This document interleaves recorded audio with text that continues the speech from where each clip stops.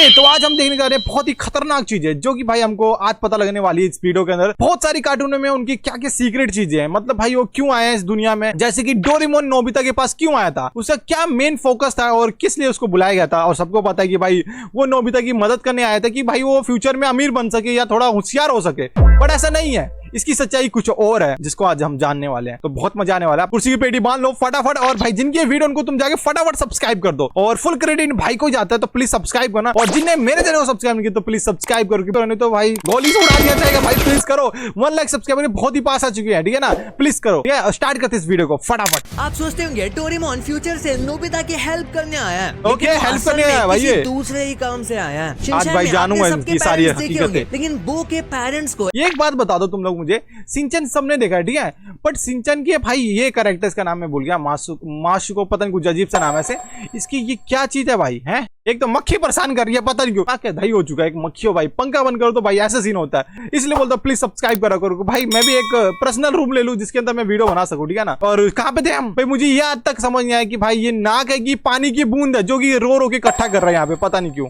एक डरावने रीजन की वजह से कभी टीवी में दिखाया ही नहीं गया, और वो भाई कौन सा रीजन है भाई? आपको वीडियो में पता चलेगा। तो इस वीडियो को 3 गिनने तक वीडियो को लाइक और चैनल को सब्सक्राइब मार दो यार, कर दो भाई लाइक एंड सब्सक्राइब। 3 कर दिया तो स्टार्ट करते हैं। नंबर 6 डोरेमोन, ये तो हम सबका फेवरेट चाइल्डहुड कार्टून है, और इसके भाई मैं कितनी वीडियो बना चुका हूं इसके ऊपर। सबसे पहले हमें लगता है कि डोरेमोन नोबिता की मदद करने 21वीं सदी में आया था, और ये बात सच भी है। लेकिन इसी के साथ डोरेमोन खुद की मदद करने भी आया था। एक थ्योरी के हिसाब से डोरेमोन डिटेक्टिव है, और इसीलिए उसे फैक्ट्री से निकाल दिया गया था, और इसीलिए वो टाइम में पीछे चला गया, वरना तो हर कोई टाइम में पीछे जाकर अपने एंसेस्टर्स को रोबोट दे ही देता। और शिवासी ये इसलिए भी कर पाया क्योंकि रोबोट बनाने की फैक्ट्री खुद नोबिता की है। कई लोग मानते हैं आगे जाकर नोबिता, मतलब भाई नोबिता की रोबोट बनाने की फैक्ट्री है, मतलब फ्यूचर में नोबिता अमीर है भाई, उसकी फैक्ट्रियां चल रही है, मतलब तुम समझो भाई कितना ज्यादा इसको क्रिएट किया गया है ऐसे टाइप का। एक रोबोटिक्स इंजीनियर बनता है, और शायद ये कंपनी उसी की है। और यार जैसे कि फैक्ट्री में सब येलो रोबोट रहता है, तो डोरेमोन ब्लू क्यों है? क्योंकि जब एक बार माउस डोरेमोन का कान काट लेता है तो डॉक्टर उसके कान को ही निकाल देते हैं, और इस सरप्राइज से जब वो खुद को आईने में देखता है तो वो ब्लू कलर का हो जाता है शौक की वजह से। वैसे कि आपको पता है नोबिता, जियान और सुनियो फ्यूचर में एक बात बताओ भाई, शौक की वजह से कोई अपना कलर चेंज कर सकते क्या? गिरगिट है क्या वो? भाई रोबोट भाई कैसे चेंज कर सकते हैं अपना कलर जब तक उस पे हम पेंट ना करें? भाई पेंट करना पड़ता है उनको। क्या बनते हैं? नोबिता तो रोबोटिक्स इंजीनियर बनता है, वही जियान जो है वो एक बिजनेसमैन। What the heck? ये भाई जियान भाई है। जियान भाई क्या हो रहा है तुमको? क्या तुम पोलियो हो रहा है क्या तुमको कि तुम फूल ही जा रहे हो भाई? कैसे बन गए तुम लोग? पहले वाला जियान सही था भाई। बनता है, और सुनियो जो है वो एक अपनी कार मैन्युफैक्चरिंग कंपनी खोलता है। और आखिर में नोबिता की शादी किससे होती है? वैसे ओरिजिनल टाइमलाइन में तो चेको से शादी होती है, बट भाई ये मुझे अच्छा नहीं लगता भाई। इसकी शादी भाई उसी से होनी चाहिए, शिजुका से, क्योंकि भाई मैंने इसको बचपन से देखा है। ये बंदे तू शादी करेगा तो उसी से करियो, मतलब मत करियो, ना तो कुआरा मर जियो, ठीक है ना। तो ये हराम ये भाई बहुत सारे एनिमेशन में देखा भाई, ये हाथ साफ कर लेता है, बहुत तेज है। उसकी मदद करके टाइमलाइन बदल देता है और शिजुका से शादी करवाता है, और हाँ उनका ग्रैंडसन शिवासी ही होता है। Number 5 Shinchan. शिनचैन कार्टून की एक मिस्ट्री है कि इसमें बो के जो कैरेक्टर है उसके मम्मी पापा कभी भी नहीं दिखाए गए। कि आपने ये वाली फोटो शायद कभी पहले देखी होगी, लेकिन मैं आपको बता दूं ये रियल फोटो नहीं है बल्कि एक फैन मेड फोटो है, और इसलिए लोगों को लगता है कि इसके पेरेंट्स शायद मर गए हैं, पर ऐसा नहीं है। ये शिनचैन के वर्ल्ड में एग्जिस्ट करते हैं, और मांगा जो है उसमें बो के मम्मी को दिखाया भी गया है जो कि ये है। ओके बो की मम्मी ये है, मैं भी देख लेता हूँ। और मांग अरे दिखाओ जल्दी, ये रही बो की मम्मी भाई। जिसने नहीं देखा फेस रिवील हो गया इसका, और देख सकते हो तुम लोग, इसकी मम्मी का भी नाक वही है, तो बेटे का भी नाक वही हो सकता है, इसमें कोई दिक्कत वाली बात नहीं है। मम्मी को दिखाया भी गया है जो कि ये है, पर एनिमे में नहीं दिखाया गया क्योंकि उन्हें दिखाने का कोई रीजन ही नहीं है। जितने ज्यादा कैरेक्टर्स दिखाएंगे उतने ज्यादा कैरेक्टर्स मैनेज करना मुश्किल हो जाएगा, और शायद यही रीजन है कि बहुत लोगों को भी नहीं दिखाया गया। दरअसल मांगा में ये एक बहुत ही फेमस साइंटिस्ट थे, और ये टाइम मशीन जैसी चीजें भी बनाते थे, पर इन्हें एनिमे में ऐड नहीं किया गया क्योंकि शायद ये थोड़ा बहुत डोरेमोन की तरह हो जाता। और लास्टली शायद इस चीज को आपने नोटिस किया हो, लेकिन शिनचैन का चेहरा कभी भी सामने से हंसता हुआ नहीं दिखाया गया, हमेशा साइड से ही दिखाया जाता है, और अगर फ्रंट में है भी तो वो किसी न किसी चीज से ढक दिया जाता है। शायद बस एक आध बार इसे दिखाया गया था इस फोटो में, जो कि कहाँ पता है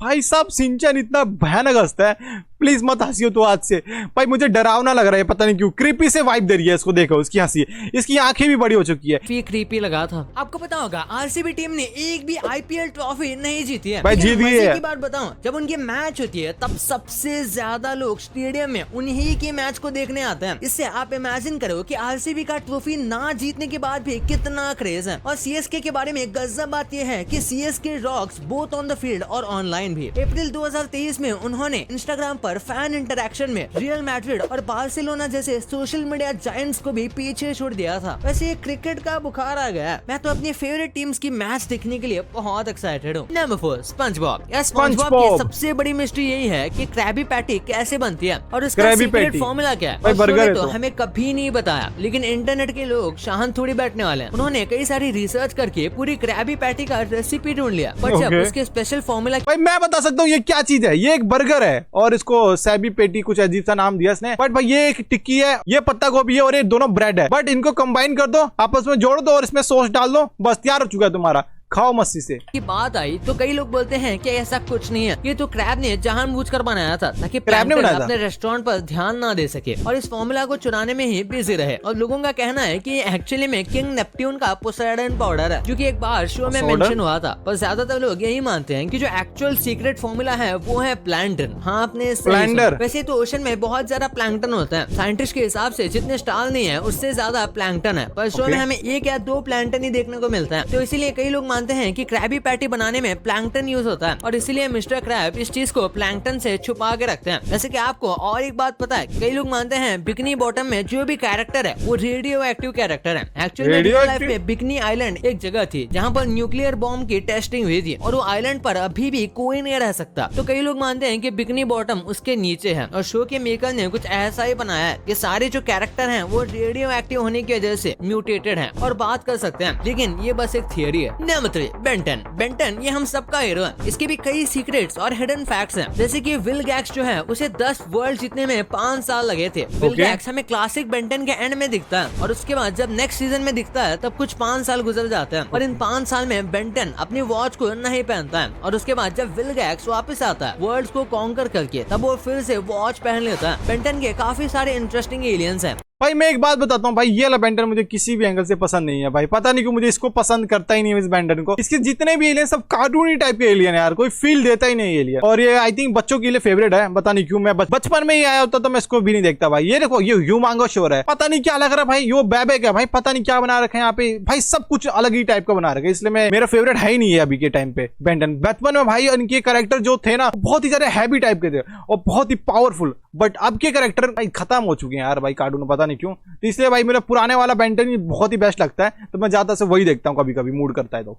और दो काफी सिमिलर है, फास्ट ट्रैक और XLR8। और एक्चुअली में XLR8 को रिप्लेस करके फास्ट ट्रैक को लाया था और कई लोग सोचते हैं कि दोनों में से ज्यादा स्ट्रॉन्ग कौन है, तो इसके राइटर ने खुद बताया है कि फास्ट ट्रैक ज्यादा स्ट्रॉन्ग है और फास्ट है XLR8 के मुकाबले। और ऊपर से पूरे शो में ये भी नहीं दिखाया कि इस एलियन का DNA कब लिया गया था। कई लोग मानते हैं कि ये फ्यूचर से आए बड़े वाले बेंटन ने कलेक्ट किया था। अब बेंटन अल्टीमेट में अल्टीमेट ह्यूमंगोसॉर को कैसे भूल सकते हैं, ये सबके फेवरेट एलियन में से एक है। मेरा भी भाई है अल्टीमेट ह्यूमंगोसॉर, मिसाइल निकलती है। एक्चुअली में कोई बुलेट नहीं है बल्कि वो उसके बोन का फ्रैक्चर होता है, यानी कि ये सामने वाले ओपोनेंट पर अपनी हड्डियां फेंक के मारता है। What?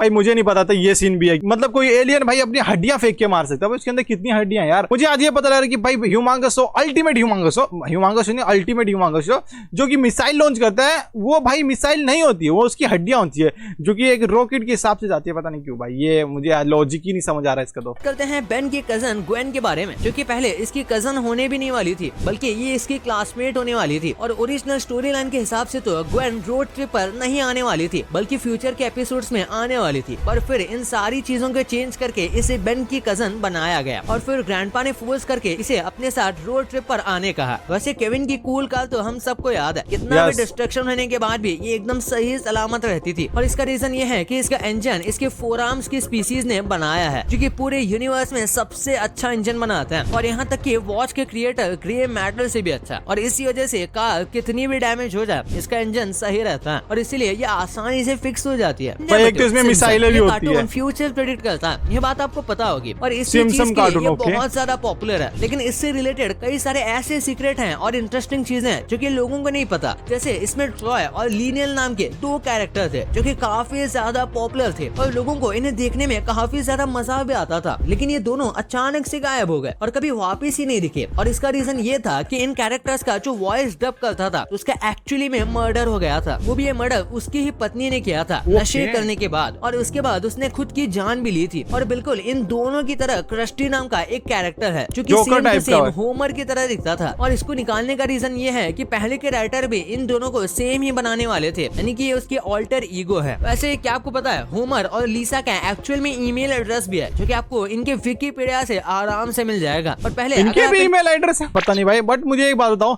तुम लोगों ने सिम्पसन कार्टून देखा है भाई? मैंने सुना है कि भाई ये फ्यूचर के बारे में कुछ ज्यादा ही जानता है। जो जो उस कार्टून में हो रखा है वो फ्यूचर में भी हो रखा है, ऐसा भाई मैंने सुनने में आ रखा है। मैं इसके ऊपर एक और वीडियो लेके आने वाला हूँ जिसके अंदर भाई आप ये सी चीज जानेंगे कि भाई ये सच में फ्यूचर प्रिडिक्ट करता है या ऐसी फेक है। पर ईमेल करते थे तो आपको रिप्लाई भी आते थे, बट अब ईमेल ना करना ही बेहतर है क्योंकि इन ईमेल को हैक कर लिया गया था और अब हैकर इसे यूज करते हैं अपने बेनिफिट के लिए। वैसे क्या कभी आपने सोचा है कि इसमें सारे कैरेक्टर येलो क्यों हैं? दरअसल इसके मेकर को एक एनिमेटर ने अपनी आर्ट दिखाई थी जिसमें सब ब्राइट येलो कलर के थे और ये इस शो के मेकर को काफी अच्छा लगा। वैसे इस आर्ट में सारे ट्रीज पर्पल कलर के थे और ये सारे ट्रीज को पर्पल ही करने वाले थे, पर फिर इन्होंने ये आइडिया ड्रॉप कर दिया। Number 1 Pokemon. अगर पोकेमॉन की मिस्ट्री की बात करें तो ये बहुत सारा बड़ी है, लेकिन आज हम आपको कंप्लीट मिस्ट्री नहीं कुछ सेगमेंट बताएंगे। जैसे कि सबसे पहले पोकेमॉन के जेंडर, पोकेमॉन कौन से जेंडर का है ये यूजुअली 2 तरीके से पता चलता है। एक तो उनके कलर, मेल और फीमेल पोकेमॉन के कलर्स में कुछ पोकेमॉन में फर्क होता है, जैसे कि नीडो क्वीन और नीडो किंग पर कुछ पोकेमॉन के जेंडर उनके टेल से पता चलते हैं। जैसे कि जो फीमेल पिकाचू होती है उनके